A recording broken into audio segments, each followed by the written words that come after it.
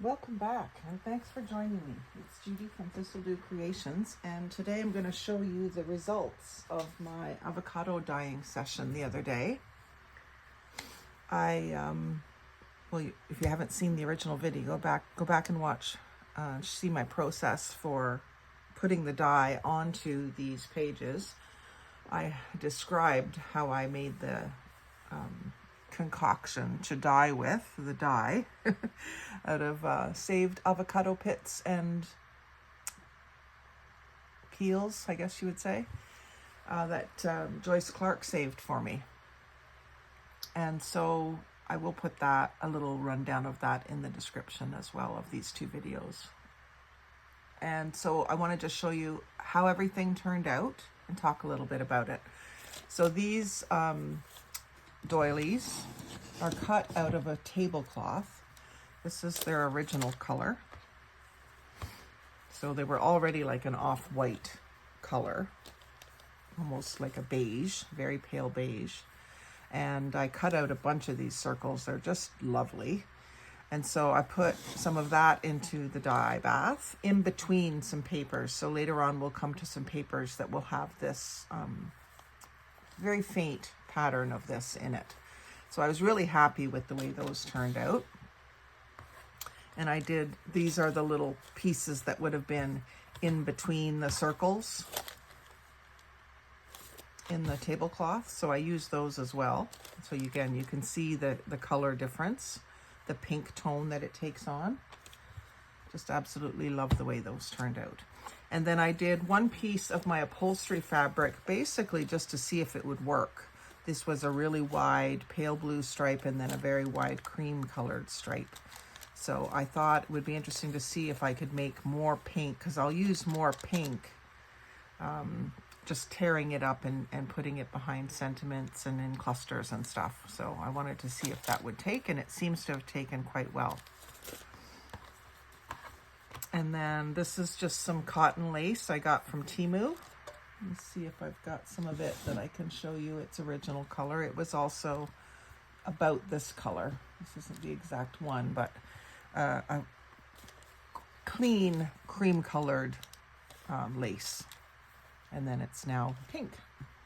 So I just did 3 strips of that. I don't know if I'm going to get tired of using this pink tone, but I don't think so. I actually wore a shirt that I got off of Temu yesterday that's this color, and I got a lot of compliments on it. And then this is also out of one of those more machine tablecloths. I just cut up some of the flowers. I can cut them up further, go around them. I just cut them out rough to start with. So I have a few of those. And there's another one of those doilies. And then these ones, they were on the top. I think they were on top of the whole stack of papers. I filled this thing up to about here. You can see a line. So I filled it up almost 3/4 of an inch thick of paper and lace. And just let it dry over the course of about 2.5 days. The top papers would be dry enough to lift up without tearing them, and I would take them off the pile, and I had about a dozen places where I could lay them flat around the house, and then they would completely dry in a couple hours once they were laid flat in the air. I had a fan going on them. But these ones were on top, and they got quite dark. I'm not as crazy about them. They look more brown to me.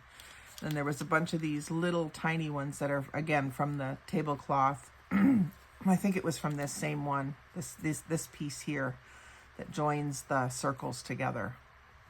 So I cut some of those loose, and they can be good behind a button or something like that in a cluster or in a collage.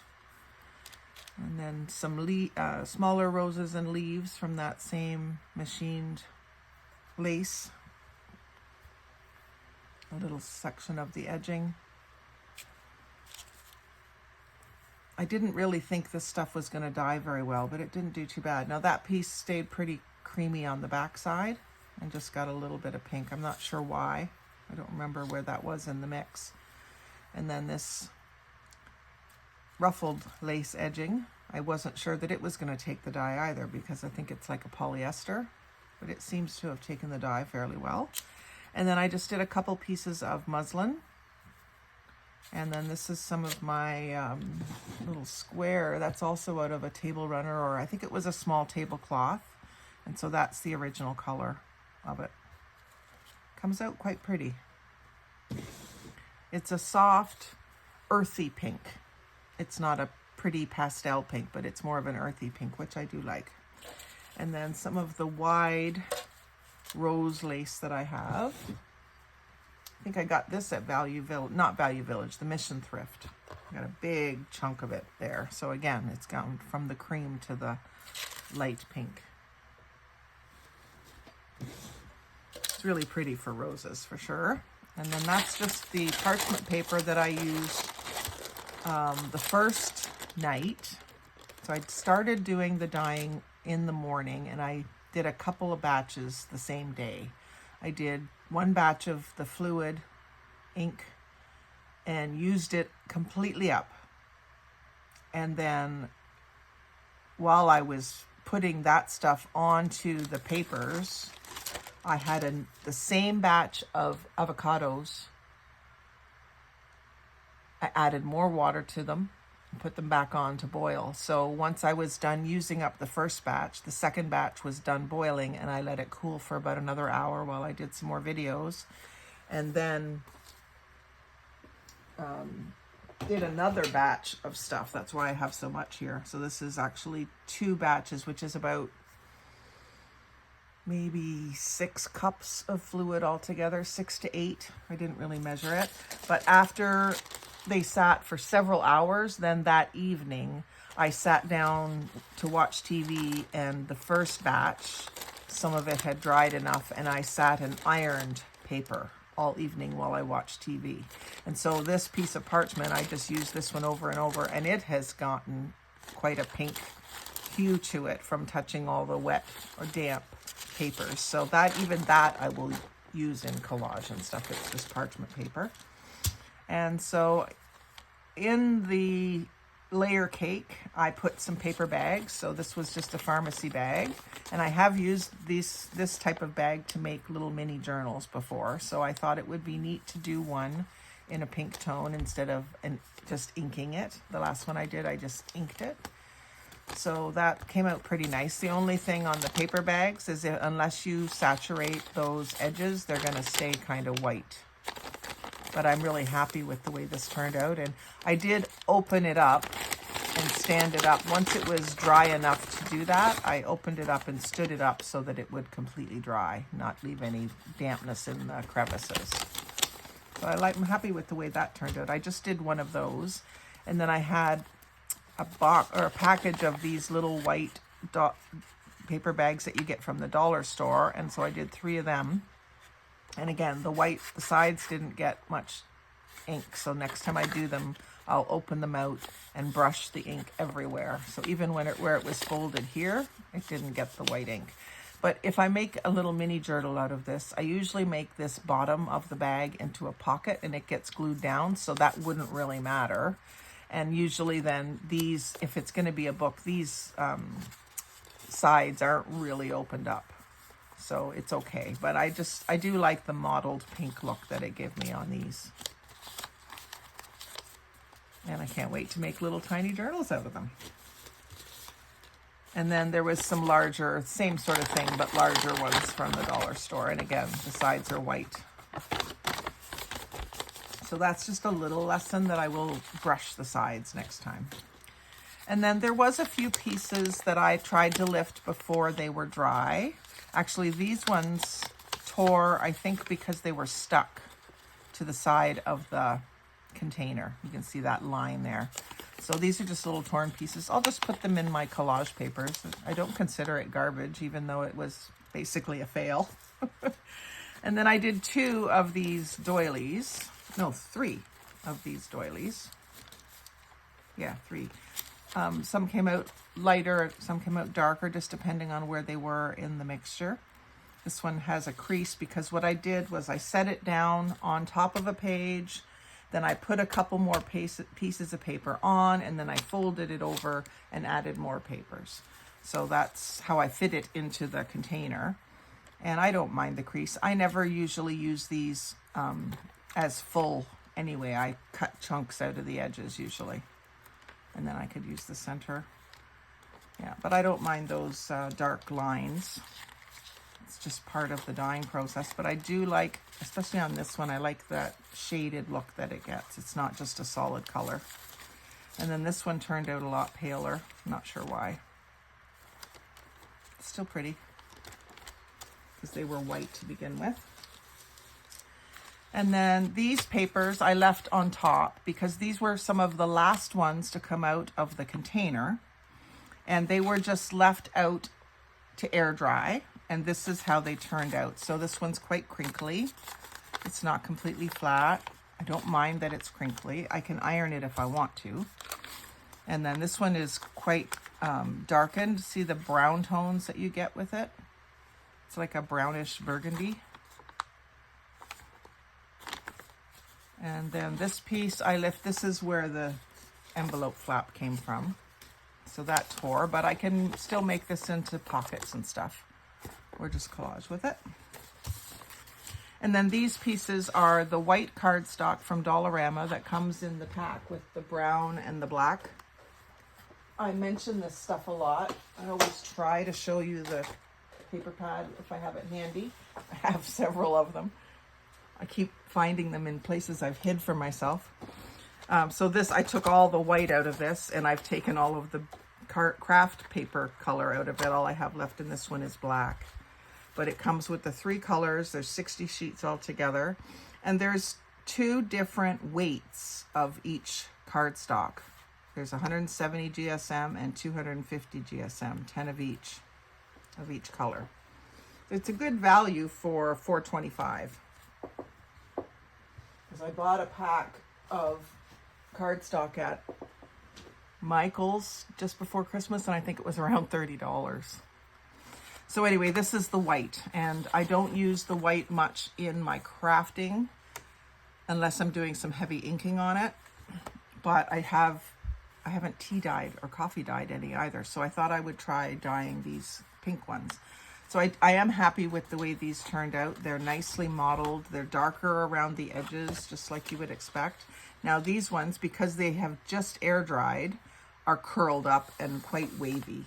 That could be, all you have to do is moisten it a bit and put it under something heavy overnight. And that's what I'm going to show you underneath these. There's this stone piece. This is one of my countertop samples. So I'm a kitchen designer. There's one where the doily was on there. So it gives a nice impression, not as clean an impression as you would get with a plastic doily, but it still gives an impression. And it's just on the one side because this is cardstock. And this is where the strips of lace were sitting in between 2 pieces of paper. And so you do get it on the top and the bottom. It does look different. Whether it was on, I think this was touching the doily and this was like on the opposite side. So it's interesting what you get. You just have to embrace whatever it is that you get. And there's more of that lace. So you can see how it came up differently, whether it was touching the lace or on the opposite side. Just depends too how much of the dye you put on top of it. So anyway, that was a fun experiment. And I just wanted to show you kind of how they dried, just left to their own, laying flat with nothing over top of them. And then I'll show you, these ones have all been underweight. These stones are quite heavy, like it's quartz countertop samples. I used them as cutting boards before I started doing this craft, but now they're my flatteners. So these ones are a good, I want to say 12 by 12. Yeah, these are 12 by 12, which is great for the scrapbook paper sizes and stuff. It completely covers an 8.5 by 11. It didn't cover like the flaps of this paper here, but it works really well. So I definitely have many of those. And if you live near me and you need some, I would be happy to share a couple. I have lots of them and I can get more, but they're too heavy to ship anywhere. So this is where that this lace was in between two pieces of paper. So it obviously the paper is taking some of the dye out of the lace. If you wanted your lace darker, then don't cover it with paper because that paper is going to absorb some of the dye. But see how much flatter this is? Now there's still a little bit of curling, but it's much flatter and less wavy overall. And then here's a glassine bag that I did. This was something I got, I think, in Happy Mail with something in it. Some goodies in it. And it has a little saying on it, find your happy place. I think that might have been a rub-on, I'm not sure. Has a bit of a border around it where you can see.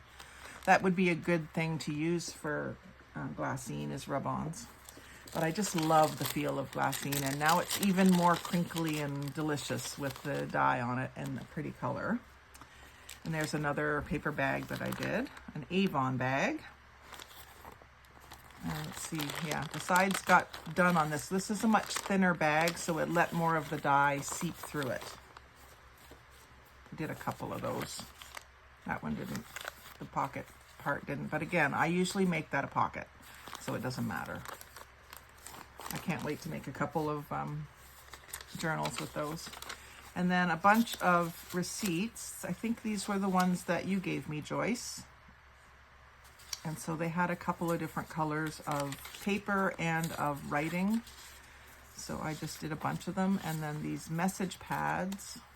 I think I got these at a thrift store. I have 2 packs of them. So if you need something like that to play with, I can spare some. Yeah, I think I got them at the yard sales in Ottawa, actually, now that I'm thinking of it. If you've watched my haul videos, you would know better than me because I can't keep track in my brain of where everything came from.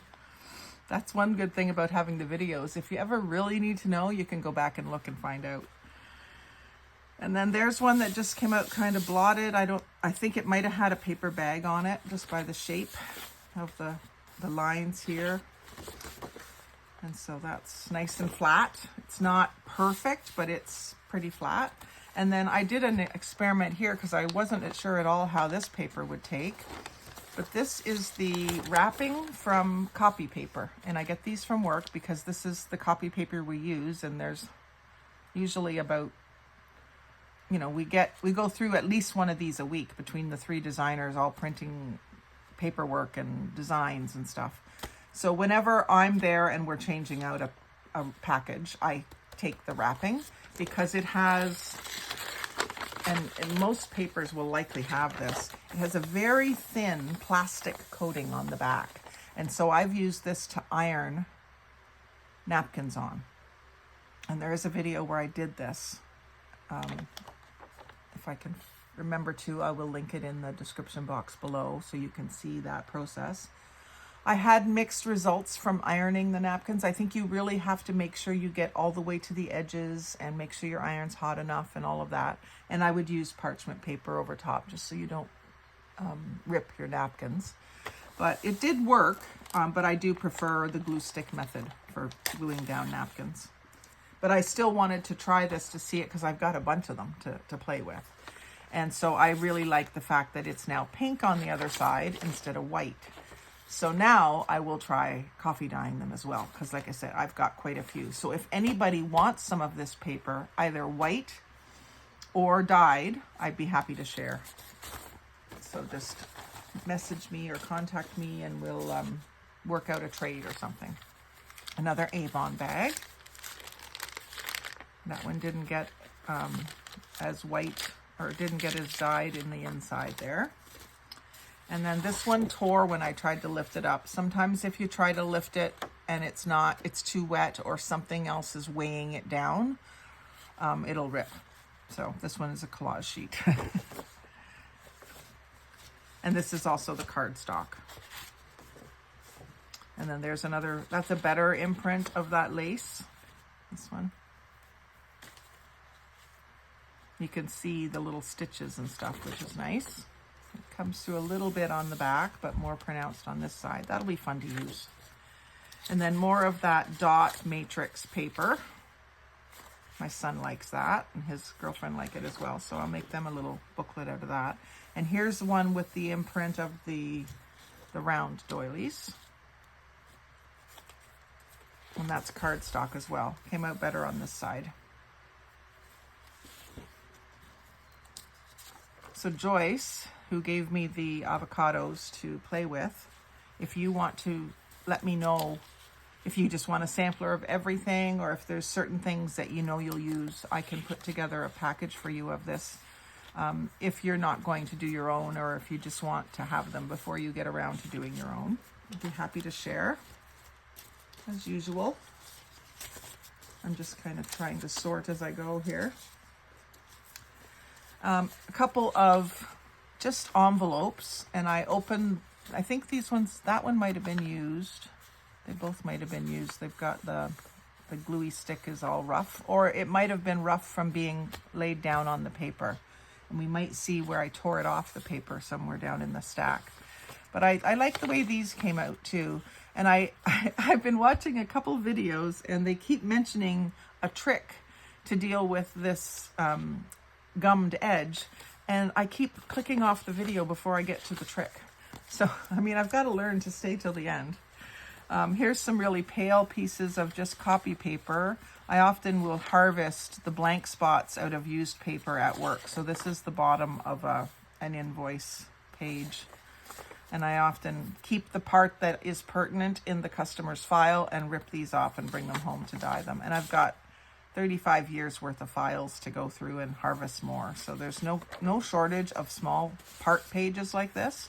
And I like them for backing tags and stuff, instead of breaking into a full 8.5 by 11 sheet, which would be more useful in a signature.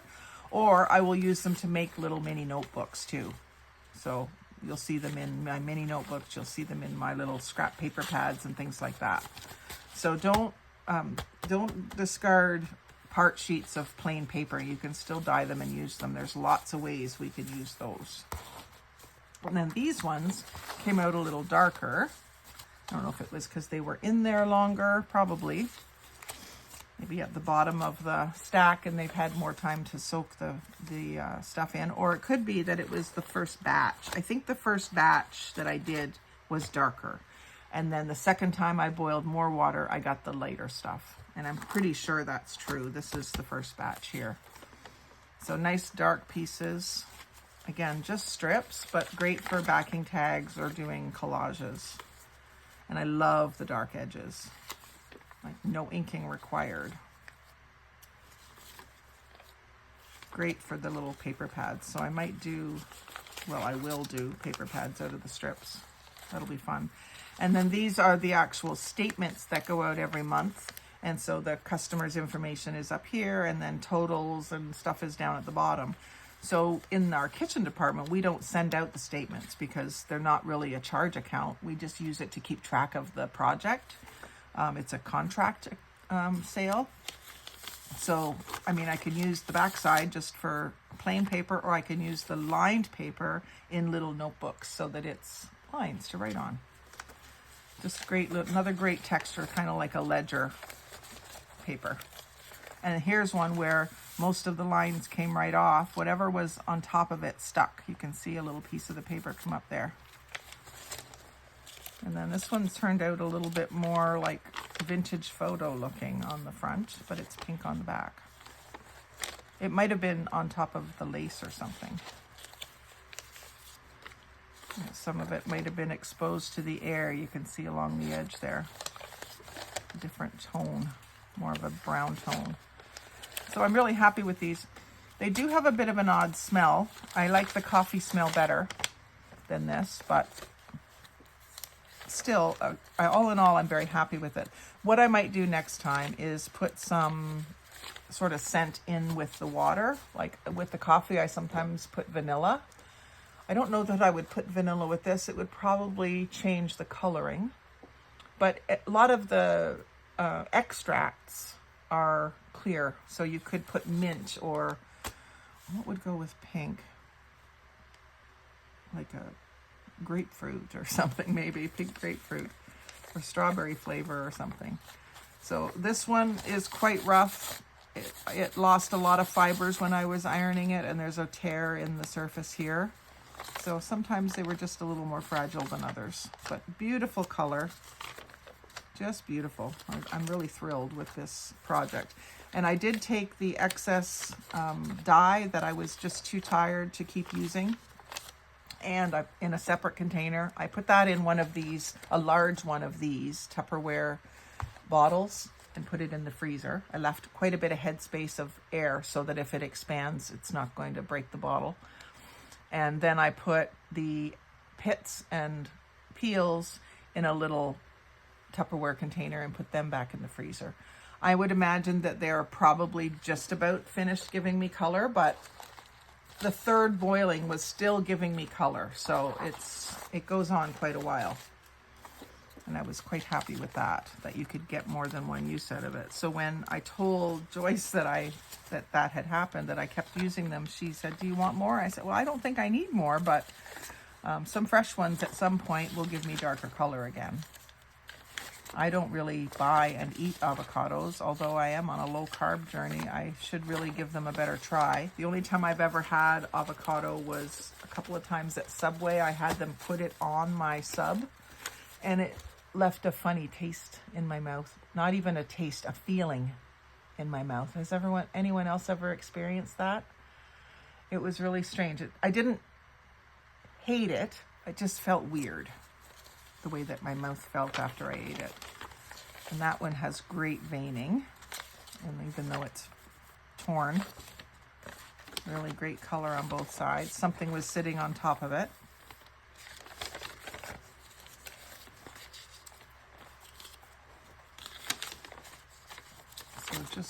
I'm just so thrilled with the results.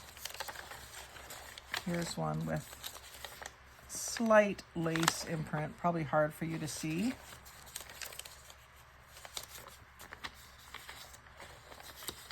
And there's another one that tore when I was ironing it. I might have tried to iron it without the parchment on top, because I found once they reached a certain dryness, I was able to iron them without the parchment. But a couple of times it caught like that and tore the paper. So I went back to using the parchment all the time. There's a piece of torn bit of paper. And then these ones are regular copy paper with the, I wanted to show you how it changes, into more of a crinkly paper, didn't I? So here's a piece of the same paper, flat and smooth, and then it feels thicker, and it's got that texture, and it just has a lovely crinkleness to it, crinkledness. So this is all regular just copy paper, and it does wrinkle up when you lay it down, and I just brush the dye on with a paintbrush. Not sure what made those marks. Well, that's the iron. That's where I set the hot iron down, and it made an imprint. Those are my steam holes in the iron, and that's the edge of the iron. So again, I tried to not use the parchment paper on that one.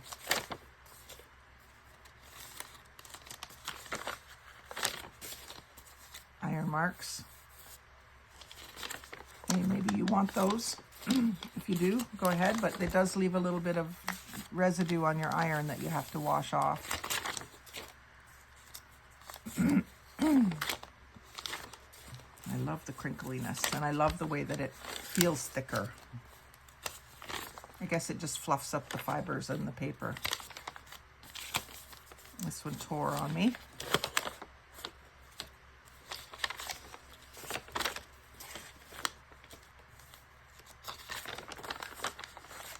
I don't mind the wrinkles. They add a lot of interest. And then some graph paper. And I was surprised that the lines didn't go away. I think it just depends on what type of ink they use. And then more of the copy paper. I think that's my iron imprint again. Yeah, there it is.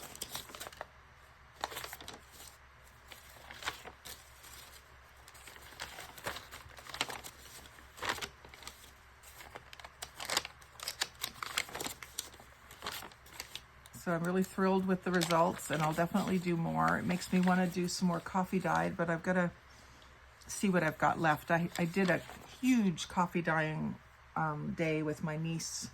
Oh, it's been quite a while now, maybe almost a year now. And I had like 12 inches thick of coffee dyed paper, so I think I've used up a lot of it. That's a nice dark piece. And then here's a couple of paper bags, flat paper bags, one with silver polka dots and one with silver Moroccan tile design. This one didn't take the dye quite as well as this one. Got pink around the edges and a pale pink. It's maybe almost like a glassine. It's certainly a coated paper. You can see a bit of a sheen on it, so that's probably why the dye didn't take as well. And then a few more of the message pads. That's a nice dark one. And then a couple that didn't hardly get any dye. And then this is the second batch, so it's a lot paler. This first stuff that I showed you was second batch as well. That's why it was lighter. So there's the bottom section of that invoice that I was talking about. So I'm just using that as a one-sided piece for collage. And then that one was also a part sheet, another invoice, receipt, part sheets of paper. Now these ones were like acknowledgement from the company that I purchased from, and so the ink on it really ran. This is ink from our printer at work, and it really ran. So I probably won't use this much at all, maybe just this bottom part, but I didn't bother. I wanted to show it to you. So you might get some of that shadowy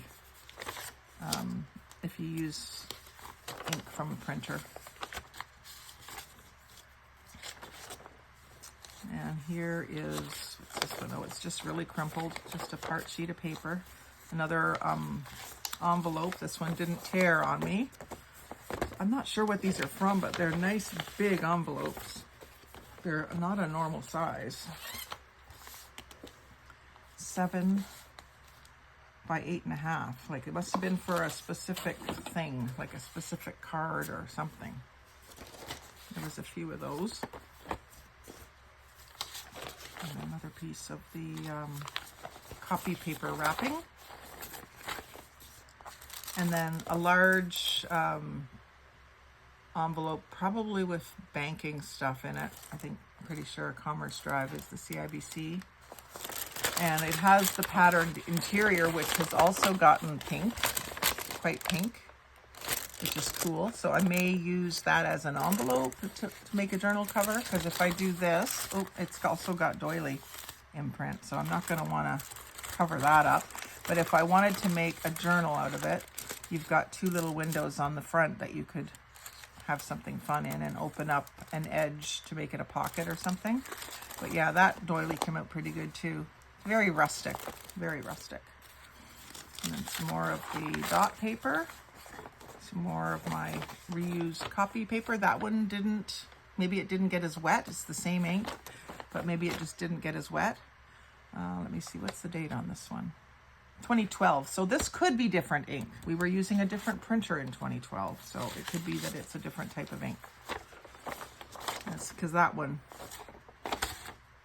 actually that's from another page that was sitting against this, caused these marks.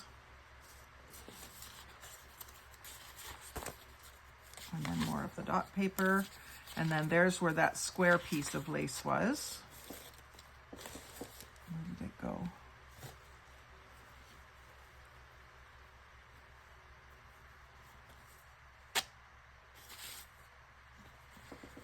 And then it had the little pieces around the outside edge. Oh, and that is actually two pieces of paper. And then I did some yellow paper just to see what it would do. I thought it might go more peachy, but you can still see the yellow and then just pink shading around the edges, which is quite nice. That was just a plain piece. This one is a packing slip, so quite often you'll get packing slips will be a different color. So that was fun to play with that. And another packing slip. It pretty much covered most of the yellow, but you can still see it coming through.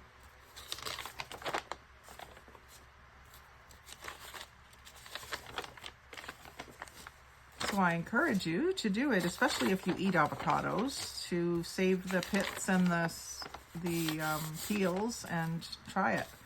Regular lined paper out of a spiral notebook, and again, the lines didn't disappear. And this one tore because it was very fragile. I saved things like the edging for clusters and collages. Some of it got really fragile and tore, but it's okay. I don't usually use these as full pages anyway. That's one where I hit it with the iron. This one had something sitting on it. I don't remember what.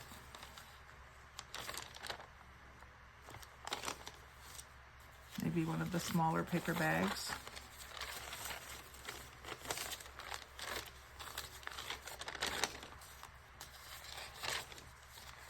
So that was a really fun experiment. And like I said, if anybody wants some, because they're unable to do it themselves or don't know how or are afraid to try or whatever the reason might be, there's another doily imprint. Just contact me. All the ways to contact me are in the description box. And we can work something out. This stuff really has a strong odor. And then some coloring pages. I really like the rose one, and I'd like to do some darker inking on the flowers and add some green. That'll be a fun project. So I'm going to leave that out to do. Butterflies. I will share these in Happy Mail most likely. I like these ones too. Apple blossoms or something, dogwood maybe. And then some more flowers.